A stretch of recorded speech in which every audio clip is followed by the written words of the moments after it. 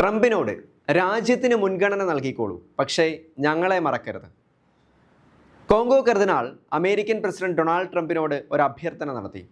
ട്രംപിൻ്റെ തന്നെ ഒരു പ്രഖ്യാപനത്തെ, അതായത് ലോകത്തിൻ്റെ ആവശ്യങ്ങൾ നിറവേറ്റുന്നതിന് മുൻപ് തൻ്റെ രാജ്യത്തിൻ്റെയും പൗരന്മാരുടെയും ആവശ്യങ്ങൾക്ക് മുൻഗണന നൽകുമെന്നുള്ള ആ പ്രഖ്യാപനത്തെ മുൻനിർത്തിക്കൊണ്ടായിരുന്നു കർദിനാൾ ഫ്രിഡോളിൻ ആംബോഗോയുടെ അഭ്യർത്ഥന.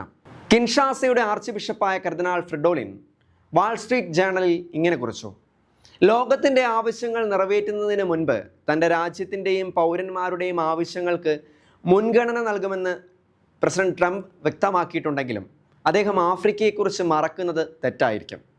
ആഫ്രിക്കയുടെ സമ്പന്നമായ പ്രകൃതി വിഭവങ്ങളും ഉജ്ജ്വലമായ സംരംഭകരും ഉത്സാഹമുള്ള യുവാക്കളും US-ന് പ്രധാന ആസ്തികളായി കാണാവുന്നതാണ്. അതുപോലെ ആഫ്രിക്കയും അമേരിക്കയും തമ്മിലുള്ള ബന്ധത്തിന് പ്രാധാന്യമുണ്ടെന്നും അദ്ദേഹം ചൂണ്ടിക്കാട്ടി. നമുക്കറിയാം, USAID സംഘടന വഴി അമേരിക്ക ആഫ്രിക്കയിലെ ലക്ഷക്കണക്കിന് ജീവിതങ്ങളെ മെച്ചപ്പെട്ടതാക്കിയിരുന്നു. ആഫ്രിക്കൻ രാജ്യങ്ങൾക്കുള്ള നിർണായക സഹായം അമേരിക്ക മരവിപ്പിച്ചതോടെ ആഫ്രിക്കയുടെ പല ഭാഗങ്ങളെയും ബാധിക്കുന്ന വ്യാപക ക്ഷാമവും ദാരിദ്ര്യവും നേരിട്ടുകൊണ്ടിരിക്കുന്നു. കർദിനാൾ അബോങ്കോ ഇതെല്ലാം ചൂണ്ടിക്കാട്ടി 2025 ജനുവരി 20-നാണ് പ്രസിഡന്റ് ഡൊണാൾഡ് ട്രംപ് അമേരിക്കയുടെ വിദേശ സഹായം താൽക്കാലികമായി നിർത്തലാക്കിയത്. എന്നാൽ ഇത് ആഫ്രിക്ക പോലുള്ള രാജ്യങ്ങളിൽ വലിയ പ്രത്യാഘാതങ്ങൾക്ക് കാരണമായി. ഒരു ഉദാഹരണം പറഞ്ഞാൽ, USAID നൽകിയിരുന്ന സഹായങ്ങൾ വെട്ടിക്കുറച്ചതോടെ പോഷകാഹാരക്കുറവും മറ്റുമായി നിരവധി കുഞ്ഞുങ്ങൾ ആഫ്രിക്കയിൽ മരണപ്പെട്ടതായി റിപ്പോർട്ടുണ്ടായിരുന്നു. താൽക്കാലികം എന്ന പേരിലുള്ള ഈ നിർത്തിവെക്കൽ ആഫ്രിക്കയിൽ ഒരു പ്രതിസന്ധി തന്നെയാണ്. ഈ അഭ്യർത്ഥന നടത്തുമ്പോഴും കർദിനാൾ ഫ്രിഡോളിൻ കുറച്ച് കാര്യങ്ങൾ കൂടി ട്രംപിനെ ഓർമ്മിപ്പിക്കുകയാണ്. അതായത്, നമുക്കറിയാം, ഒരു രാജ്യം ഇങ്ങോട്ട് സഹായം നൽകുമ്പോൾ സ്വാഭാവികമായും ചില കാര്യങ്ങളിൽ അങ്ങോട്ട് വിട്ടുവീഴ്ച ചെയ്യേണ്ടതായിട്ട് വരും.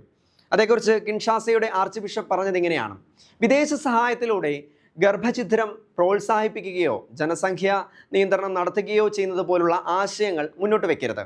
അവ ആഫ്രിക്കൻ മൂല്യങ്ങൾക്ക് വിരുദ്ധമായ ആശയങ്ങളാണ്. ഇത്തരം ആശയങ്ങൾക്ക് പകരം എല്ലാ വിഭാഗങ്ങളെയും സഹായിക്കുന്ന ഒരു മികച്ച പരിഹാരമാണ് നല്ലത്.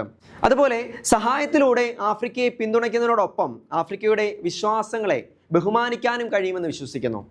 സഹായത്തിന് പകരമായി ആഫ്രിക്കയെ അതിൻ്റെ മൂല്യങ്ങൾ ഉപേക്ഷിക്കാൻ നിർബന്ധിതരാക്കരുതെന്നും കർദിനാൾ കൂട്ടിച്ചേർത്തു. നമുക്കറിയാം, സ്വന്തം രാജ്യത്തെ സംരക്ഷിക്കുക എന്ന പേരിൽ ട്രംപ് എടുക്കുന്ന നിലപാടുകളിൽ പലതും മറ്റ് രാജ്യങ്ങൾക്ക് ദോഷമാകുന്ന തരത്തിലേക്ക് നീങ്ങുന്നതായി നമ്മൾ കണ്ടുകൊണ്ടിരിക്കുന്നു.